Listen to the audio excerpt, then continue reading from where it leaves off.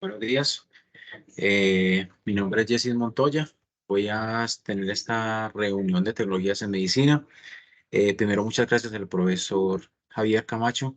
Esta reunión vamos a hacerla, digamos, de manera grabada, pregrabada, porque, digamos, que este semestre en particular hay una incompatibilidad, digamos, temporal y geográfica que hace que no podamos darla, digamos, en vivo, pero voy a dar la charla, digamos, en los mismos términos y eventualmente si hay alguna duda o algo por el estilo, pues me pueden escribir. Mi nombre es Jessis Montoya, entonces me pueden escribir Jessis Montoya en el chat de Teams y con gusto podré responderles.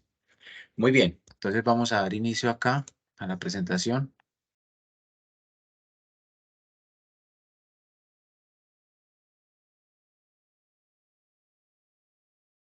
Y listo. Bueno. Eh, el tema en que estoy enfocado para hacer esta presentación ha surgido a partir de algunas experiencias que he tenido en proyectos de investigación y también, digamos, en la parte académica alrededor de dispositivos para apertura de flujo. Técnicamente se llaman stents.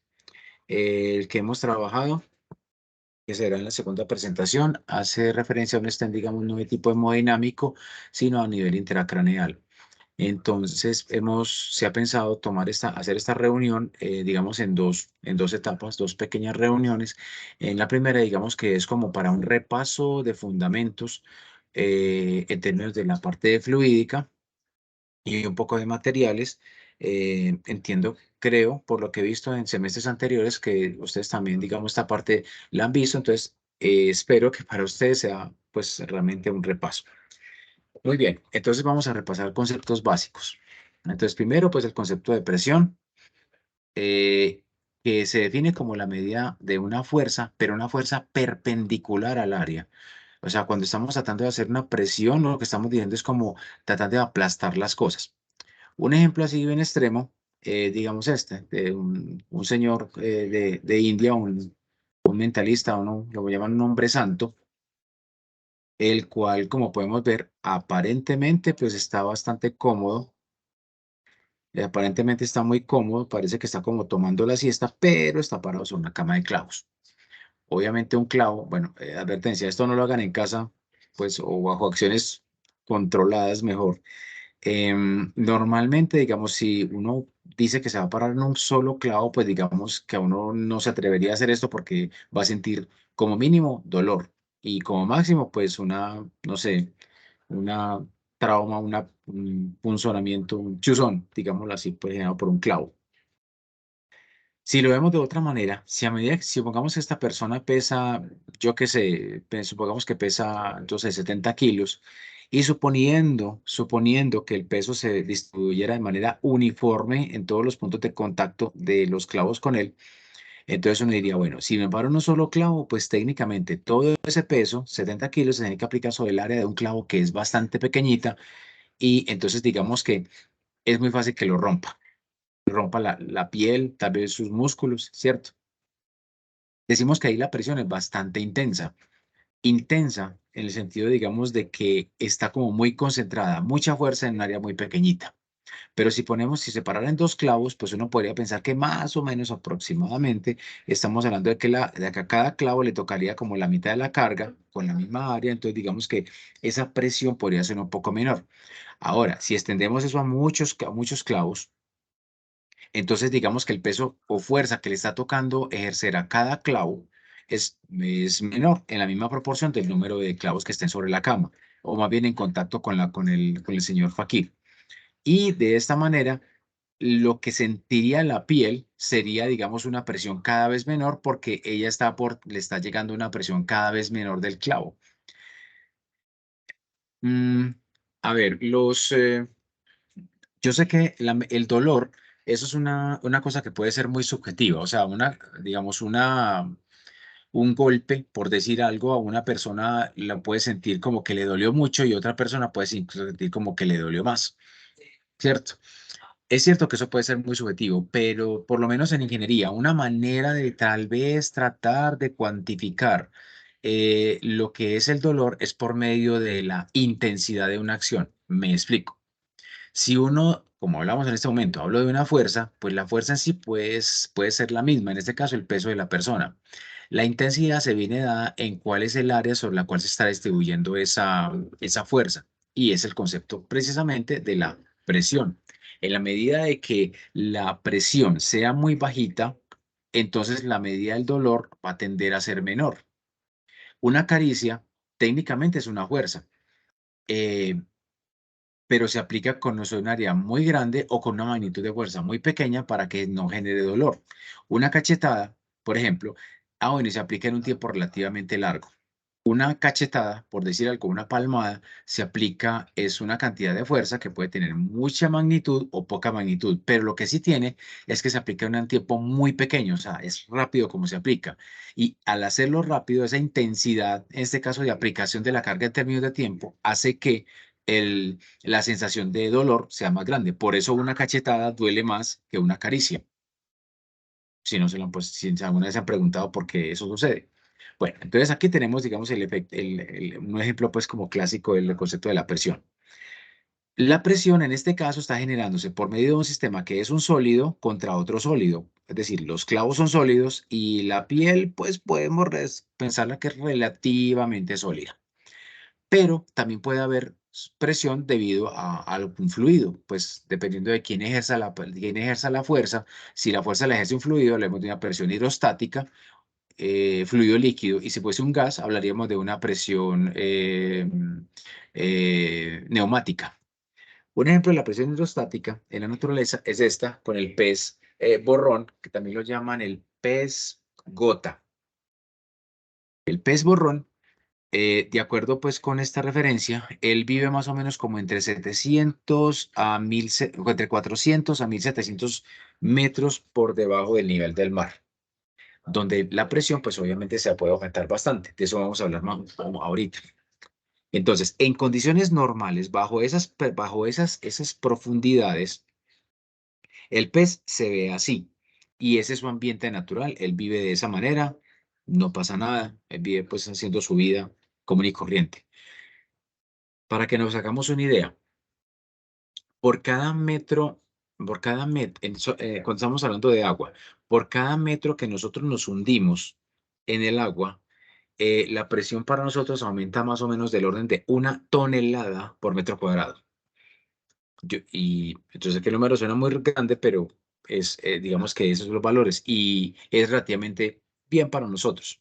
Pero cuando estamos a 400 metros, ya estamos hablando de, pues mal contadas, 400 toneladas, más o menos, por cada metro cuadrado de piel de nosotros. Y nosotros no somos capaces de soportar esa presión tan alta. Pero este pez sí, porque su estructura anatómica, su estructura esqueletal y de alguna manera sus células contienen tanto fluido que pueden equilibrar la presión hidrostática de viene de fuera con respecto a la presión de la célula y no genera ningún tipo de daño, lisis ni nada por el estilo en la celulita, en sus células. Pero cuando este pobre pez lo sacan a la superficie, dado que sus condiciones están para esta presión, entonces él muere, muy fácilmente muere y queda con esta condición, o sea, se ve hinchado. O sea, este pez es este mismo pez, literal, pero se ve que está primero como totalmente hinchado. ¿A qué se debe eso? Las células que conviven acá están acostumbradas a unas condiciones de presiones muy altas y su pared celular y todo su cuerpo, y cuando se le retira ese peso, toda esa presión, perdón, entonces ellas tienden a estirarse, se hinchan y termina pues rompiéndose internamente por el pececito y queda así todo triste muerto. Bien, entonces, ¿cómo llegamos a la presión? Como decimos, es una medida de fuerza, pero perpendicular. Entonces, si tenemos un objeto y le aplicamos una fuerza, una carga P, listo. Entonces, si lo que generamos es una compresión, o sea, como un hundimiento de ese cuerpo, el cual se le aplica la fuerza, entonces hablamos de una presión positiva. Por el contrario, si esa fuerza lo que hace es como jalarlo, entendemos eso como una presión positiva. Al pez, lo que le, al pez, lo que le pasó es que sufrió una descompresión que para él, desde su punto de vista, es como que lo hubieran expandido en todas las direcciones y por eso se murió, por ejemplo. Bien. Ahora bien, ¿cómo se miden las presiones? Bueno, el problema, el asunto con las unidades, digamos, a veces es un poquito, puede algunas personas pensar lo que es como algo como aburridor, o tal vez, digamos, puede ser como tal vez irrelevante, como que no hay que poner mucho cuidado a eso. Bueno, ni una cosa ni la otra. La verdad es que lo ideal sería que todos tuviéramos en el mundo una única medida de presión, una única medida de longitud, una única medida de tiempo, una de temperatura, de lo que sea. Eso sería, desde el punto de vista técnico, sería lo mejor. Sin embargo, eso es bastante complejo de lograr. ¿Por qué? Pues porque más o menos cada civilización, cada grupo poblacional, digamos más o menos, adopta una serie de unidades de medida para sus vidas cotidianas. Y cuando se encuentra con otra comunidad que tiene otras unidades, entonces lo que tiene que hacer es una negociación para hablar de unas equivalencias. Así funciona el mundo. Entonces, para la presión, entonces, digamos que en ingeniería se utiliza mucho el sistema internacional de unidades. Se llama internacional porque casi todos los países del mundo adoptaron este sistema. O sea, se dieron de alguna manera la pela en convertir sus unidades locales en las unidades, digamos, internacionales y con el paso se fue adaptando y terminaron usando todas esas mismas unidades. Digo, casi todos los países. Entonces, en el sistema internacional de unidades, la medida de presión es el pascal. ¿Y qué es un pascal? Pues un pascal es, como habíamos dicho, que es una fuerza aplicada sobre un área, entonces debe depender de las unidades del sistema internacional de fuerza, o sea, el newton, y del área. O sea que un pascal es un newton aplicado sobre un metro cuadrado. Bueno, ahora una pregunta que puede surgir aquí es, bueno, a ver, ¿un pascal es una unidad chiquita o es una unidad grande? Yo sé que todos podemos mirar eso en Google y buscar conversión de unidades y hacerlo todo, pero me parece importante, es como que lo interioricemos. A ver, un newton. Un newton realmente es una medida relativamente pequeña de fuerza. Un newton son 98 gramos. ¿Qué cosas pesan 98 gramos? Pues, por ejemplo, más o menos como una manzana chiquita, o la manzana de Newton. Puede pesar más o menos unos 100 gramos. Y un metro cuadrado, pues es como pues una baldosa como de un metro cuadrado, como algunas que se ven por ahí, ¿cierto? O sea que es una unidad el pascal como tal es una unidad de presión pequeña para efectos prácticos. Tan es así que normalmente las medidas, por ejemplo, de presión atmosférica, se mide casi siempre es en miles de pascales. Las resistencias de los materiales se miden en millones de pascales o miles de millones de pascales. ¿Por qué? Porque la unidad per se es pequeña. Muy bien. El sistema inglés, que es, digamos, el otro antagónico principal del sistema inglés, pero de ahí se está perdiendo de alguna manera la batalla. Entonces, la unidad de presión es el PSI, la libra por pulgada cuadrada, pounds per square inch. Eh, entonces, como se dice, es una libra sobre una pulgada cuadrada. ¿Qué cosas pesan una libra? Más o menos, pues una libra de panela, por ejemplo, ¿cierto? Una libra de arroz, una libra de azúcar, una libra de lo que sea. Aunque, warning con esto, cuando usted va si usted va a una tienda o un súper y pide o compra o coge una libra, digamos, de arroz, esa libra estrictamente no es una libra, es un poco más de una libra. Una libra, pues como la vemos todos en las bolsas, son 500 gramos, o sea, medio kilogramo fuerza. Sin embargo, una libra oficial son 450, aproximadamente 454 gramos. Pero digamos que se adoptó la libra, por lo menos en los países donde tenemos sistema internacional, o sea, como en Colombia, porque pues es más fácil empaquetar todo en cosas y calcular las cosas sobre medidas de 500 o de medio kilo que pensar en 0,454 kilos. Entonces, por eso se adoptó la libra como de esa manera, pero oficialmente es 0,454 y así entienden los países digamos, de la orbe del sistema inglés, o sea, eh, todavía en ciertas partes de los Estados Unidos, aunque ellos también les ha tocado pasarse al sistema internacional. Obviamente el Reino Unido y todos los países, y me imagino todos los países de la Commonwealth, o sea, Canadá, a ver, Canadá, Australia, creo que Nueva Zelanda, no sé cuántos son los países de la Commonwealth, pero bueno, entonces ellos piensan en la presión como el PSI. Nota. Este PSI es el que nosotros también llamamos, por lo menos aquí, coloquialmente se le llama la libra. O sea, le decimos libra, pero realmente es un PSI. Por ejemplo, cuando usted va a una estación de servicio de donde echan gasolina, allá normalmente ahí están las bombas estas para uno echarle aire a las llantas. Cuando usted le echa la monedita y le dice que le eche 30 libras, 30 PSIs, está diciendo que la presión con la que de aire que le va a entrar a su llanta va a hacer que la presión dentro de esa llanta esté a 30 libras por pulgada cuadrada. Aunque es común que a veces le dicen a uno, ah, ¿cuánto le echo? Ah, écheme 30 libras. Pues dice, pues sí, bueno, échele 30 libras. Estrictamente no son 30 libras, son 30 libras por pulgada cuadrada. Pero bueno, uno tampoco se va a poner a pelear pues con la persona que le está atendiendo con eso. No le interesa que le eche el aire y punto. Pero se debe entender así. Ahora, una libra, una libra por pulgada cuadrada, un PSI, pues si hacemos la misma extrapolación que hicimos acá, una libra pues es como más o menos una libra de panela y una pulgada pues son 2,54 gramos.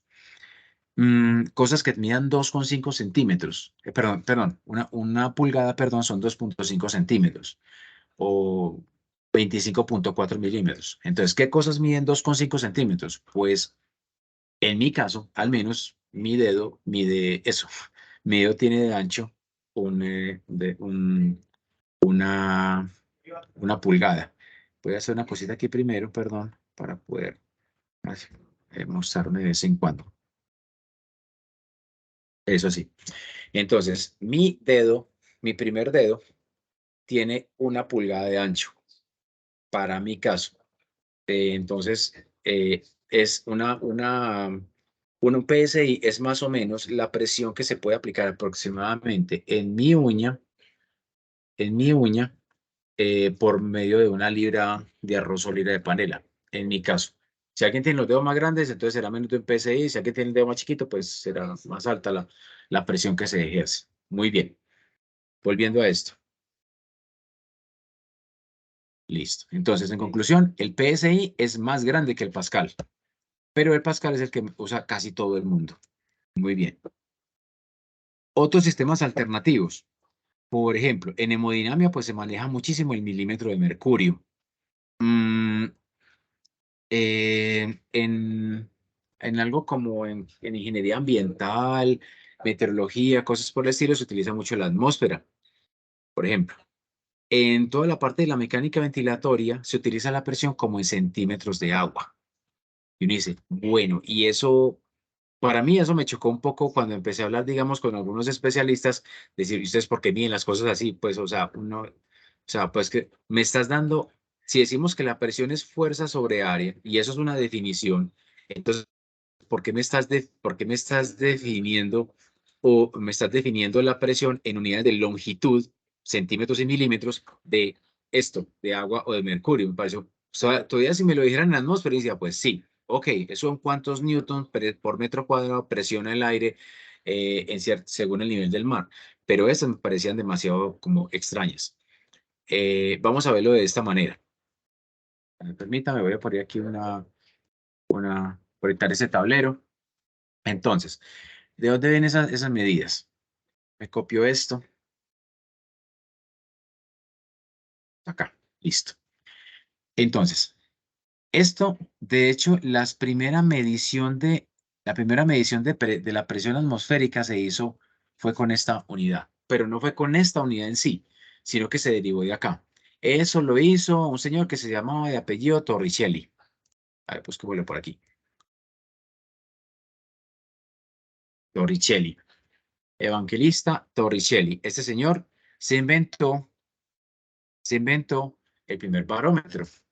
Entonces, ¿cómo fue la cosa? Resulta que es que él se dio cuenta que si él tomaba, por ejemplo, un tubito, digamos así, pero que el tubo estuviese abierto por debajo, como un tubo de ensayo, más o menos. Y si uno cogía ese tubito de ensayo y lo ponía, por ejemplo, pues yo no sé si en ese tiempo existían esas cosas, pero con una especie de caja de Petri, listo, digamos así. A ver, yo pongo esto acá, aquí, digamos que lo pongo así, sin que tocara este de acá. Y digamos que esto estaba con una cierta cantidad de fluido, él empezó las cosas con agua, ¿cierto? Entonces, cuando él echaba agua, él notaba, pues este tubo de ensayo me diría, yo qué sé, pues como los normales, por ahí 10 centímetros, 15 centímetros, pues lo que sea. Entonces, él se da cuenta que si esto lo llenaba con agua y esto lo ponía aquí directamente, ay, esto no era lo que pasaba. Un momento que aquí me faltó algo y no sé qué, algo quedó roto. Ah, ya lo vi, perdón. Entonces él lo que se dio cuenta, ahora sí, creo que espero, esto sí, ahora sí, es que el fluido podía mantenerse dentro del tubo de ensayo sin caerse, a pesar de que debajo no hubiese ningún dedo, no hubiese nada. Entonces pues digamos que él se flipó con esto porque dijo, wow, ¿qué es esto tan loco? ¿Y esto por qué pasa? Entonces él lo que se dio cuenta es que está el aire que está rodeando a este tubo de ensayo con esta caja de Petri y este fluido, también le está haciendo una cierta presión, que es como, pero está presionando a este fluido en su superficie. Entonces, claro, si me presionan de esta manera, entonces por aquí, entonces esa presión, el fluido va a buscar la única salida posible que es hacia el tubo, y si esta presión es suficientemente alta, pues llena toda la columna de fluido. Listo. Entonces empezó con el agua y dijo, bueno, eso está muy bacano, pero, pero él se preguntó, bueno, ¿cuál será la máxima altura? Digamos la máxima H, aquí H, la máxima altura que se puede sostener esta columna de fluido.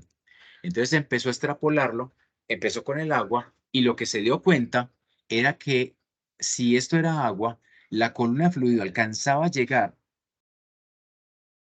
hasta 9, casi 9,8 metros, esto blanquito, o sea, hasta aquí, 9,8 metros si eso era en agua. O sea, con agua, la columna de la columna de fluido llega hasta unos 9,8 metros. A veces menos, dependiendo de la altura sobre el nivel del mar. Entre más fuese la altura sobre el nivel del mar, esta altura que llegaba era cada vez menor. Pero bueno, más o menos se mantiene como así. Pues se dio cuenta con eso. Y digo, ah, no, pues eso está muy interesante porque entonces yo con esto puedo hacer un dispositivo que puedo medir la presión atmosférica, que sería en este caso los vectores rojos que estoy pintando acá. Esta es la PATM, presión atmosférica, en términos de esto. Entonces decía, ah, bueno, eso está muy interesante. Pero, ¿dónde está el concepto de la presión? Porque él me está hablando, aquí es de metros y estamos hablando aquí que estamos hablando de una presión. Entonces, él lo que decía era esto, ya. A ver, si tomamos un pedazo de esta columna, si tomamos solamente el fluido que está dentro de la columna de fluido, a nivel del fluido, lo voy a copiar por aquí y le pongo por acá. Entonces él decía, bueno, a ver, si este fluido no se cae, es porque aquí tiene que haber alguien haciendo algo para evitar que se suba, es que se caiga. O sea, alguien tiene que hacer una fuerza por aquí. Y esa fuerza le está haciendo la presión atmosférica. Él dice, listo. Entonces, si esto no se cae, significa que la fuerza, esa fuerza que hace la PATM, tiene que ser igual a este fluido que se quiere caer, o sea, a este peso, voy a poner aquí con este eléctrica, y un vector tal vez cayéndose, o sea, este peso aquí, ¿cierto? Entonces, aquí lo que hay es un peso, voy a simbolizarlo con la letra W, un momento, por favor, acá, W del agua. Agua. Listo. Entonces él dijo, ah, bueno, si es así, entonces, si esto se sostiene es porque estas dos fuerzas son iguales. Entonces, bueno, listo. Entonces, ¿cuánto vale la presión que se ejerce aquí? ¿Cuánto vale esa presión? Pues esa presión tiene que ser igual al peso del agua, al peso de esta agua, dividido por el área sobre la cual se está ejerciendo esa presión, o sea, esta de aquí, esta de aquí. Listo. Entonces, a esto lo voy a llamar un área A. Entonces, este lo voy a tirar con negro para que se distinga. Aquí, trum, y lo pongo acá. Listo. Una cierta área A. Ok. Pero bien, si miramos, pero el peso, pero si siempre utilizamos agua, pues si siempre usamos agua, entonces hay dos cosas que no van a cambiar aquí, porque yo puedo decir, ojo, el peso del agua, pues debería ser algo así como la masa que hay aquí de agua por la gravedad, porque el peso al fin y al cabo es la masa sobre la gravedad. Listo. Entonces, la masa del agua, esto será la masa del agua por la gravedad. Y la gravedad, pues, es una constante, ¿cierto? Ah, bueno, listo. Vamos aquí al área A. A. Listo. Pero sigamos. Entonces decía Torricelli, bueno, si eso es así, a ver, pero es que yo sí sé que a ver, sabemos que densidad es masa sobre volumen, ¿cierto? Eso lo vieron con el profe Pedronel, o no sé con quién. Entonces, si eso es así, entonces yo puedo decir a su vez que esa masa, esta masa de aquí, debería ser la densidad, va a ser simbolizada con la letra ρ, por favor, símbolo, y la letra ρ para la densidad, la densidad aquí, ¿cierto? Times por el volumen de agua que está aquí contenido y por la gravedad que estaba arriba. Y abajo todo sigue igualito, el área. Bien, y ya para terminar con esto de razonamiento, entonces dice, bueno, ¿cuánto será el volumen de esta cantidad de agua que está aquí? Bueno, pues resulta que ese volumen tiene que ser el área por la altura de este fluido. Entonces, si eso es así, porque el volumen de un cilindro es el área por la altura. Entonces, eso, así las apuestas, debería ser, seguía pongo el rojo, debería ser, primero el volumen, entonces sería el área multiplicada por la altura por la gravedad. Listo. Y aquí divido por el área. Y el ρ, tráigamelo de aquí, lo tomo por estado.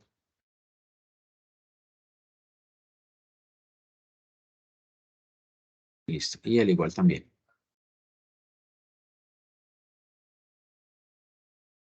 Listo. Entonces, si eso es así, entonces arriba multiplico en área y abajo divido el área, entonces yo puedo cancelarlos, ¿cierto? Cancelamos aquí, cancelamos acá. Y lo que nos queda al final,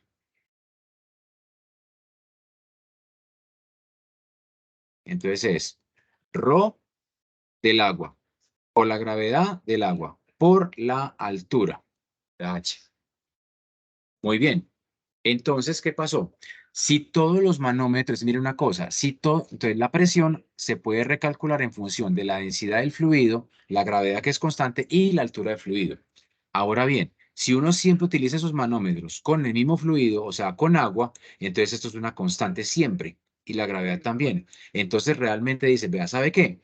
Hagamos una cosa, como siempre estamos hablando de agua, no tenemos que hablar de los pascales, hablemos simplemente de qué tan alta quedó la columna de fluido. De ahí es donde viene el término de hablar de, por ejemplo, centímetros de agua para la mecánica ventilatoria. Bueno, ahora bien, ¿y los milímetros de mercurio dónde salieron? Bueno, lo que pasa es que como recordando, lo que dije hace un momentico, para el agua se necesita una columna de 9,8 metros. Entonces, imagínense al señor Pascal pues yendo a medir la presión atmosférica con un tubo de vidrio de 9 metros, con 8 metros. No es práctico. De pronto para tenerlo en su laboratorio está muy bien, pero para estar tomando medidas, por ejemplo, por allá en la cima de una montaña, no es práctico. Entonces decía, bueno, si es así, hagamos una cosa. ¿Por qué no utilizamos un fluido que sea más denso?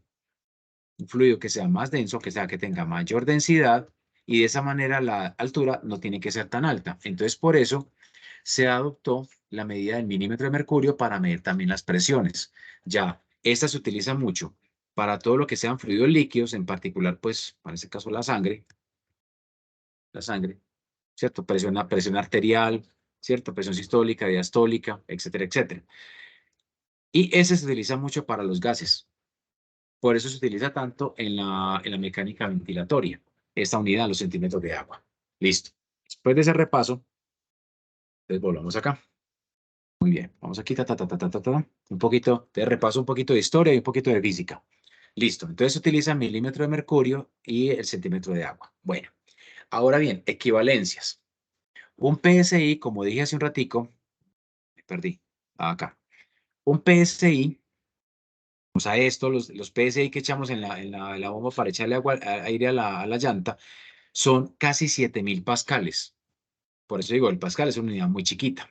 Ahora bien, una atmósfera, una atmósfera son 101.300 pascales. O sea, a ver, Jessy, nos estás diciendo, a ver, Jessy, entonces vos nos estás diciendo que en este momento, que estamos más o menos como un poquito menos de una atmósfera, porque estamos en Las Palmas, o cuando ustedes estén en Envigado o lo que sea, o cuando van a la costa, entonces cuando vamos a la costa, el aire nos está aplastando con 101.300 pascales, o sea, más o menos 10.1 toneladas por metro cuadrado. Y yo le digo, sí. Entonces alguien de pronto se va a flipar con eso y va a decir, pero, ¿cómo así? Pero es que 10 toneladas, hombre, pero es que 10 toneladas es lo que pesan como 10 carros, 10 automóviles. ¿Cómo es posible que... Entonces, ¿cómo así? Es como si tuviera yo 10 automóviles encima de mí aplastándome. Y yo le digo, sí. Nuestros cuerpos están acostumbrados para las condiciones de presión.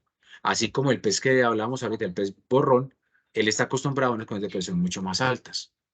Y bien, no pasa nada, porque a la hora de la verdad, miren que nosotros prácticamente o sea, los huesos, nuestros huesos son bastante resistentes, o sea que son perfectamente soportan unas cargas de esas. Y nuestras células están llenas de líquido.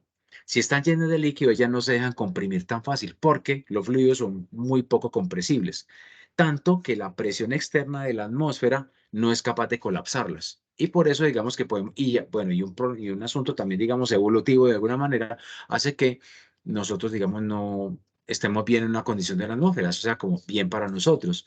Cosa que si nos vamos si nosotros no fuéramos a la estratosfera por ahí a 100 kilómetros de altura, ahí sí la veríamos mal. Seguramente nos empezaríamos a hinchar, pues no tanto como el pececito, pero sí nos hincharíamos mucho, se nos pondríamos muy rojos, los ojos se nos brotarían, no es que se salgan, pero se brotarían mucho porque estamos sometidos a una descompresión muy alta.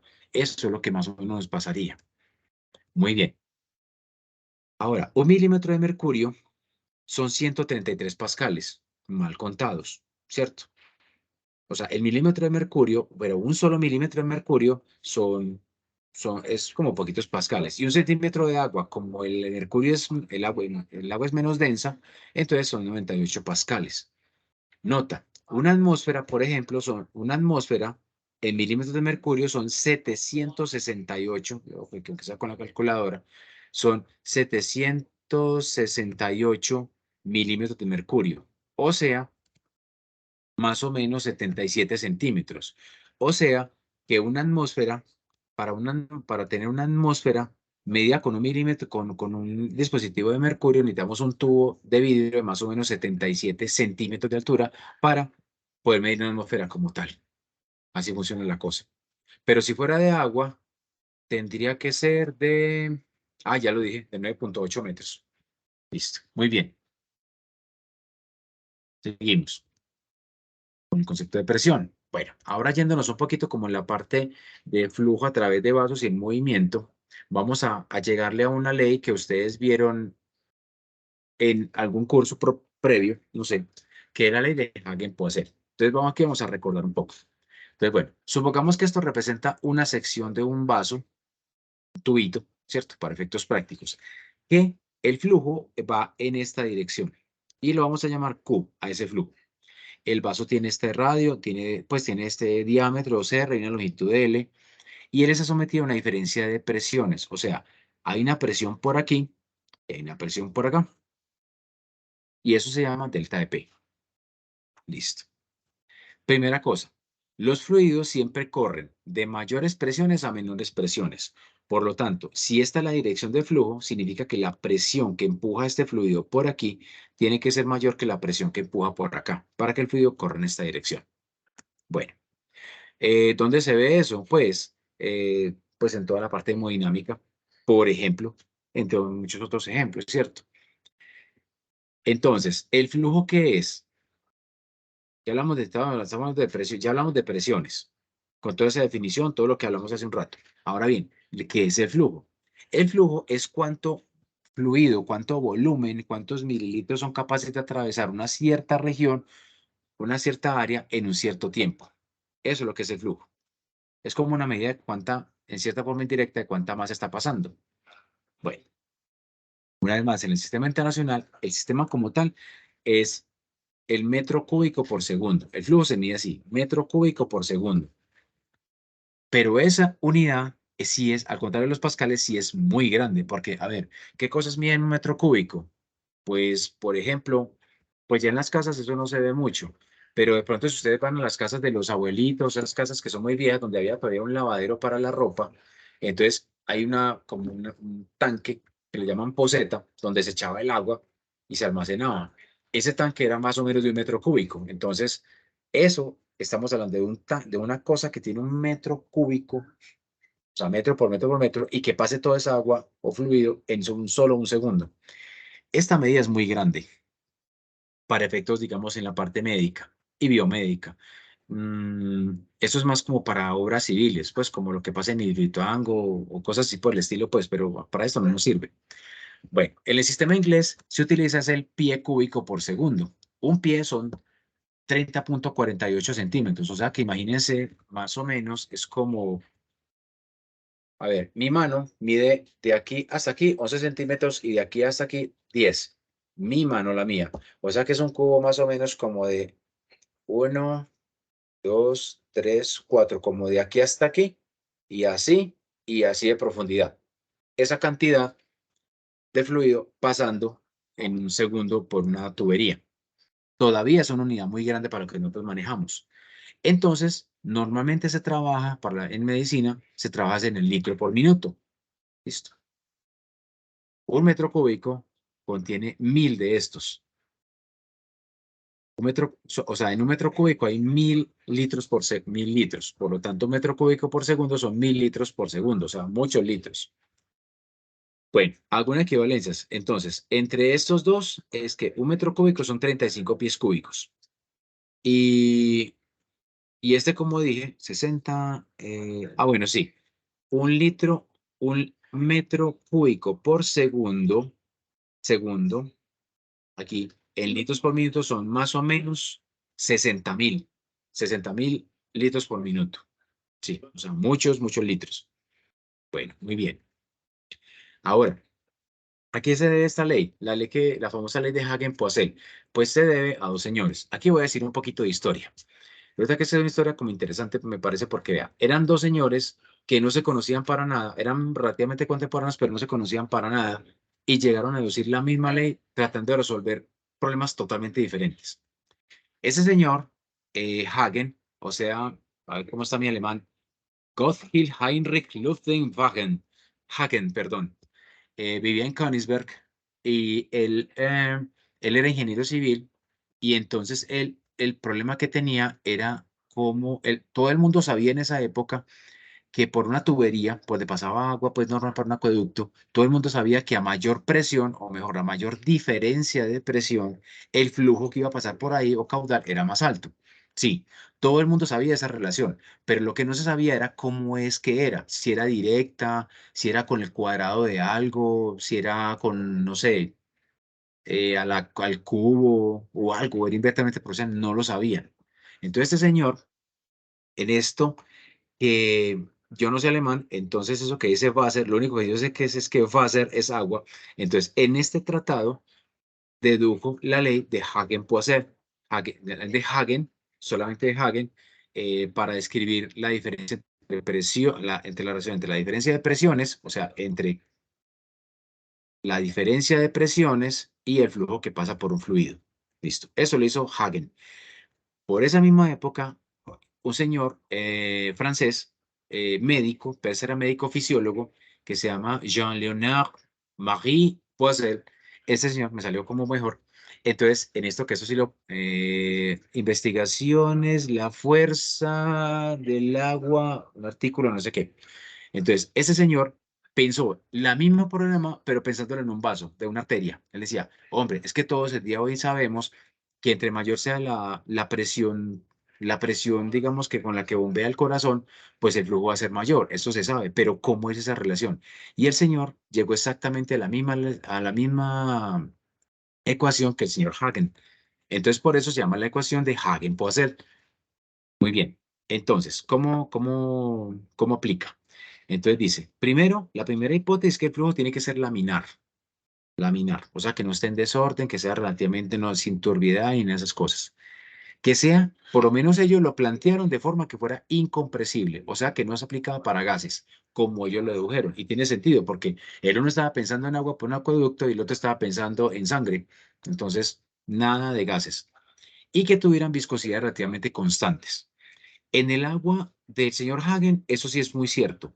Para el señor Poiseuille, eso es variable porque la viscosidad, que es una medida como de la resistencia al flujo de la sangre, varía. ¿Varía en qué? Varía en la cantidad de lípidos, digamos, colesterol que haya, varía si uno está, por ejemplo, si uno toma mucho líquido, la gente que toma mucha agua, su sangre es menos viscosa.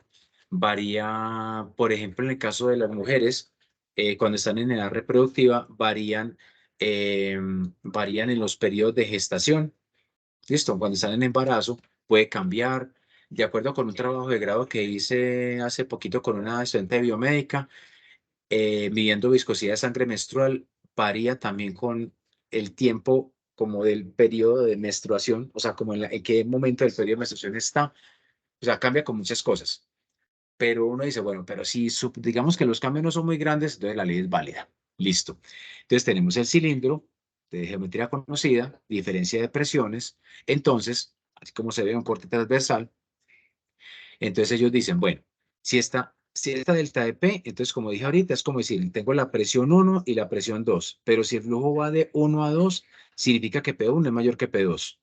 Y la diferencia de presiones será pues P1 menos P2.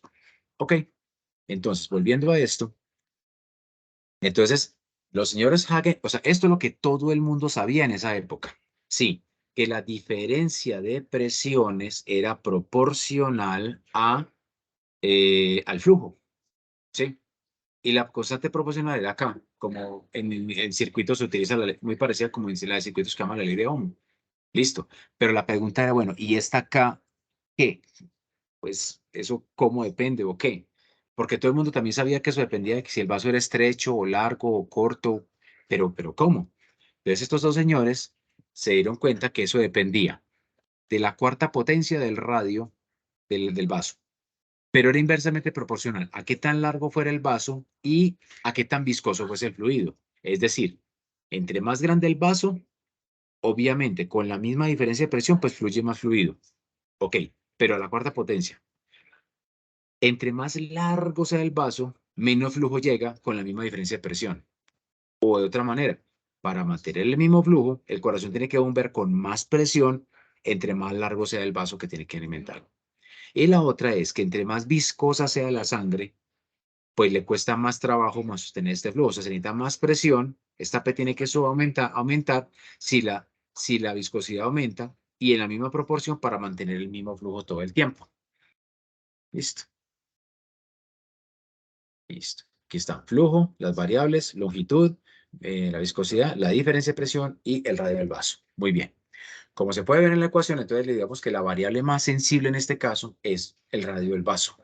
Bueno,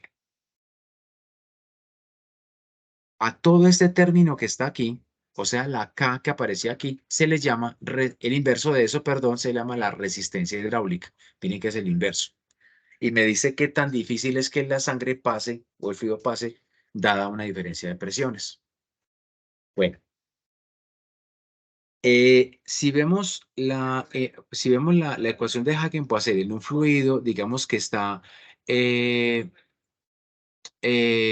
bajo una condición de flujo pulsátil, y tomando esto entre 0 y 360 como un ciclo, por ejemplo, un ciclo de una sístole a otra sístole, por decir algo, entonces lo que se nota sería esto. El flujo, como se puede ver, mantiene la misma relación, más o menos, con la presión, pero definitivamente sí es muy parecido a cómo se comporta con el gradiente de presión. ¿Y qué es el gradiente de presión? Es cuánta diferencia de presión hay aquí por unidad de longitud, como haciendo ese cociente. Entonces, esta gráfica la quiero sacar es para que nos demos cuenta que el fluido no es, sí depende de la presión como tal, pero, o sea, la diferencia de presiones, pero es más sensible a la diferencia de presiones, la verde, por unidad de longitud. A eso sí es tremendamente proporcional. Bueno, muy bien. Algunas interpretaciones. Entonces, aquí vamos a hacer un ejercicio numérico. Vea, supongamos que tenemos un vaso con un cierto radio R, cualquier cosa, 10 milímetros, 12 milímetros, lo que sea. Listo, un radio lo que sea. Muy bien.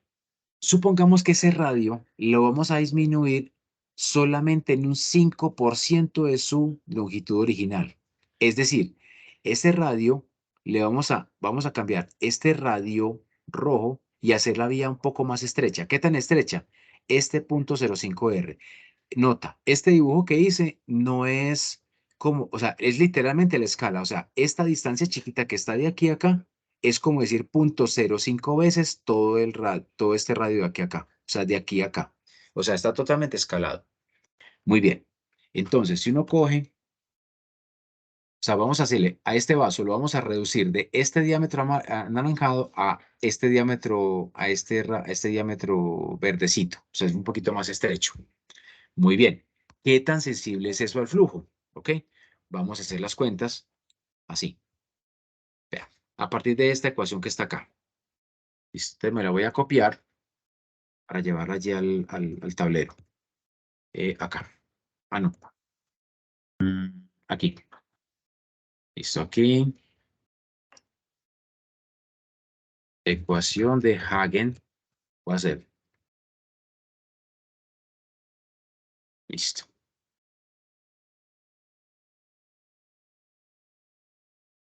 Aquí.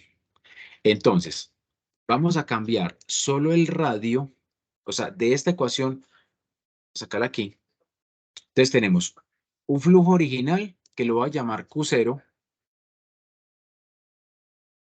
que está con un radio R0. Todo lo demás permanece constante. Entonces vamos a cambiar este radio y lo vamos a reducir solamente a un 5%. ¿Ok? Entonces significa que el nuevo flujo, voy a llamarlo Q1,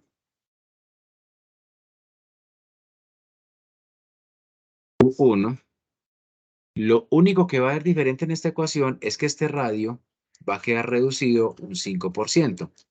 O sea, que va a quedar, vamos a cambiar ese R por 0,95R, que es casi 1, casi 1. 0,95 veces ese radio. Listo.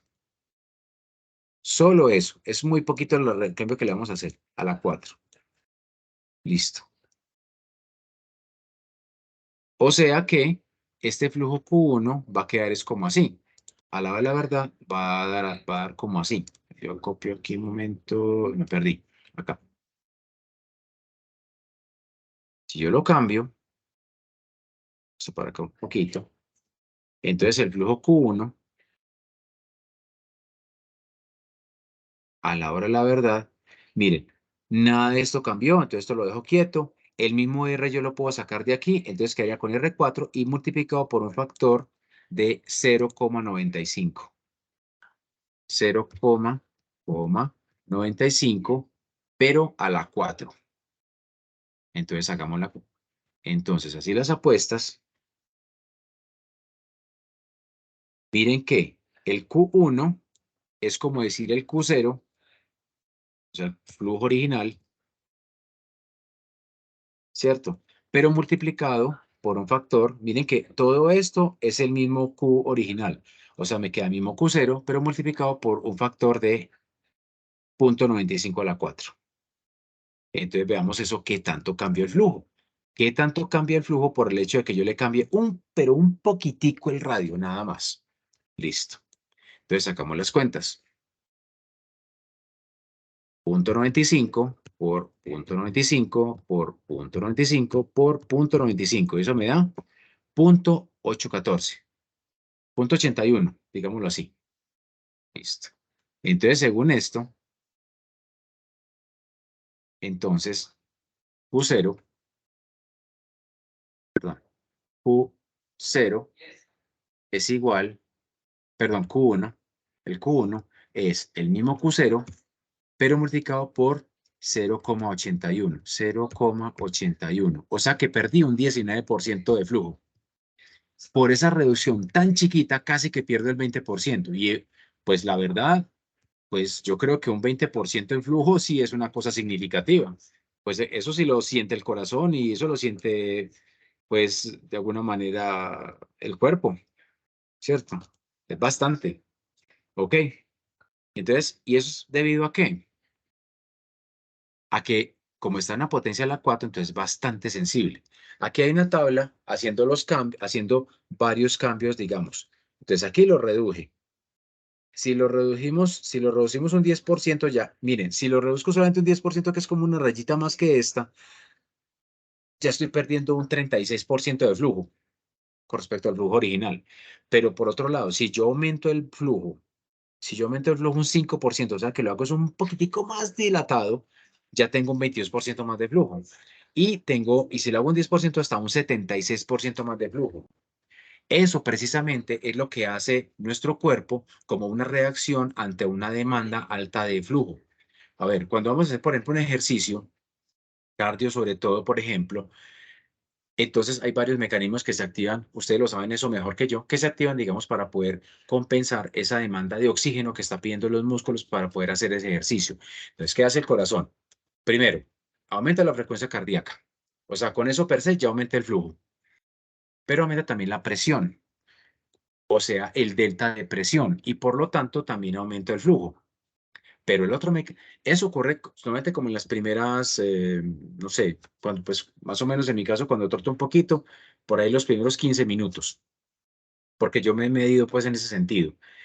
Cuando pasan los primeros 15 minutos y estoy trotando o haciendo cardio, lo que yo noto es que la frecuencia cardíaca sigue alta, pero bajó un poquito, se estabiliza un poquito, un valor más bajito. Listo.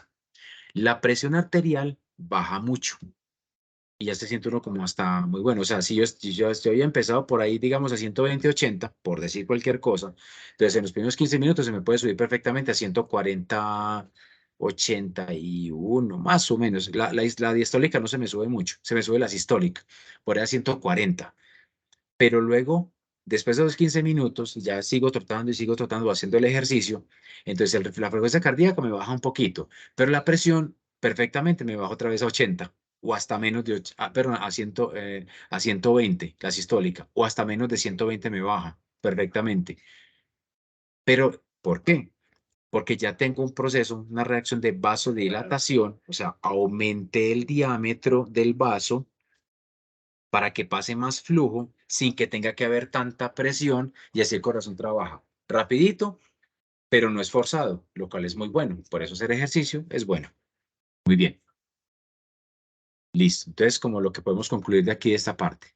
Y las interpretaciones de esto, pues digamos que lo que acabé de contar hace un momento, ya sería en el caso contrario, un caso patológico, en el caso, por ejemplo, si ya tenemos una placa teromatosa, que ahí es al contrario, se está reduciendo el diámetro. Entonces, ¿qué pasa? El corazón tiene que compensar de alguna manera. Entonces, ¿cómo compensa? Por mucha vasodilatación que se haga, pues una placa teromatosa muy desarrollada no va a generar una amplitud del vaso como para llevarlo a esta condición inicial. Entonces, ¿qué hay que hacer? Pues el corazón dice, pues me va a tocar o trabajo con mayor frecuencia o trabajo con mayor presión o las dos cosas. Y eso es lo que se llama normalmente hipertensión, por ejemplo. ¿Ok? Aquí hay un videíto Yo hago escape acá. Voy a copiarlo para que veamos directo aquí en YouTube brevemente.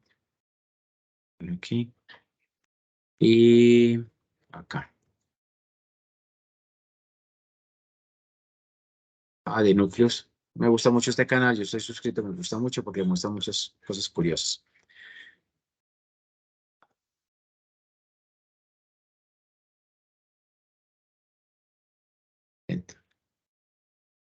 Entonces, aquí está el corazón, digamos, en unas condiciones, digamos, normales, bombeando con una presión arterial sistólica para poder mantener el flujo arterial, ¿cierto?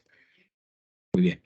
Los vasos en condiciones normales, digamos que tienen una cantidad, son elásticos, ellos pueden dilatarse una cierta cantidad en cada pulso y por lo tanto generan, digamos, se amplían para que el flujo se mantenga alto, sin que el corazón tenga que generar tanta fuerza. Y eso es lo que facilita la flexibilidad del vaso. Bien. El diámetro de la arteria, como ya lo acabamos de ver en la ecuación de Hagen-Poiseuille, ¿cierto? Listo. La viscosidad de la sangre, como vimos hace un ratico, voy a adelantar un poquito. Listo. Los valores normales.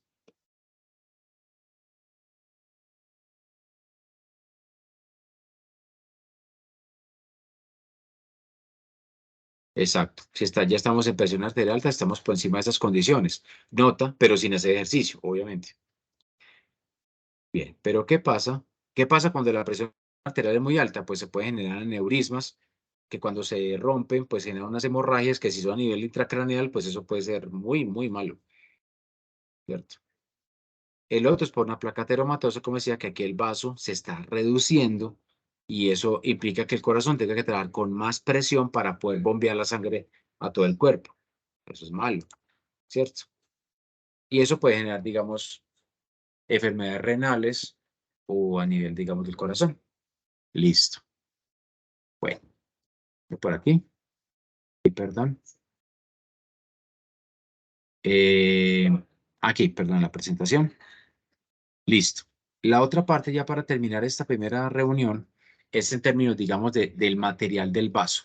Bueno, aquí les voy a contar es una historia de algo que me sucedió, pues, con una vez un profesor, es un profesor con el que trabajo en algunos proyectos, pero no en este tema. Él es profesor de la Universidad Nacional. Lo que pasa es que él es profesor, es una persona brillante, pero digamos, él es un ingeniero químico que trabaja en sistemas de control, pero le gusta mucho trabajar con proyectos y hacer modelos y cosas así. Entonces una vez lo llamaron de, creo que fue de CENU, porque allá estaban haciendo allá querían hacer como un nuevo tipo del forrito con el que hacen las salchichas, creo, o el salchichón, ¿cierto? Normalmente las salchichas se hacen como hay una especie de forrito, tubito, y eso le echan pues la carne por dentro molida y luego la traen a presión para que se hinche y forma la salchicha, luego lo amarran y sale así, normal. Entonces lo que pasa es que estaban utilizando yo creo que eso ya lo implementaron, que hacer que el forrito del tubo de la salchicha no sea de víscera animal, exactamente, no sé por qué condiciones, o sea, que hacer una cosa sintética. Y desarrollaron una, pero estaban teniendo un problema con eso porque, digamos, cuando iban a destruir dentro de ese tubo la material, entonces el, el forrito no se ensanchaba lo suficiente, entonces la extrusora que empujaba esa carne molida hacia dentro de la salchicha tenía que generar con mucha más presión de lo que se esperaba. Entonces decían, bueno, ¿y cómo arreglamos esto? ¿O cómo interpretamos esto? Entonces él empezó a consultar por su cuenta y se encontró entonces unos papers, muestro, unos papers donde encontraba datos que habían hecho pruebas con tejido visceral, de intestinal, perdón, de cerdo, lo sometían a pruebas de tracción para mirar cómo se comportaba en atracción, o sea, ese gráfico de la fuerza mecánica, esto es, cuánto esfuerzo o fuerza de tensión le hacían y eso era cuánto se dilataba. Y encontraron un modelito para eso. Listo. Entonces, pero estaba utilizando un modelo para o sea, un modelo diferente que no era este que estaba aquí. O sea, tenían los datos, pero no estaba utilizando este modelo, entonces los cálculos no le estaban dando. Entonces, me dijo que si estudiamos ese problema. Yo le dije, bueno, profe, acá. que me interesa mucho, a mí también me parece interesante. Entonces lo que hicimos fue esto. Yo dije, tomemos un segmento de tubito.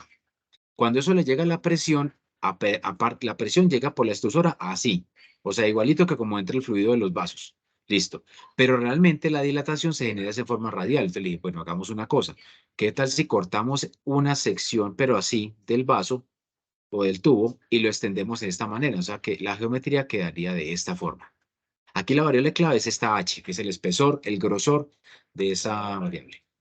Esto es el diagrama de fuerzas que le hicimos a esto. No voy a entrar mucho en detalle con esto, pero digamos que aquí se muestra la fuerza con que se trata de dilatar ese vaso hacia un lado y las fuerzas que la pared resiste para dejarse uno dilatar tan fácilmente. Listo. El llevado al plano se vería de una manera mucho más simplificada, sería como de esta manera. Listo. Sigma la resistencia. Estos eran datos que se encontró el profe a partir de de un paper que encontró en un journal por ahí que me mostró después. Listo. Entonces lo que hicimos con eso es, a partir de las propiedades mecánicas de esta manguerita y su geometría, la pregunta que teníamos es, bueno, ¿cuánta presión hay que ejercer aquí para que él se dilate, el radio cambie o aumente en un valor tal? Entonces con eso le hicimos un poquito de álgebra y encontramos esta relación, este modelito, que me dice que el radio final del vaso, o sea, lo que se dilató, depende sí de la presión, pero no como en la ecuación de Hagen-Poiseuille, que es directo, sino que tiene un logaritmo y un montón de cosas por allá metidas, ¿cierto? Pero la relación se obtiene. ¿Por qué le estoy mostrando esto? Porque para la siguiente presentación, digamos que esto es clave para poder hacer el diseño como tal de un stand. Porque cuando uno va a poner un stand acá, uno tiene que garantizar que este elemento se dilate lo mismo que el elemento que estoy tratando de contener. Porque si no, pues no se va a deformar. Y ya. Y listo. Aquí termina, digamos, nuestra primera presentación. Y muchas gracias.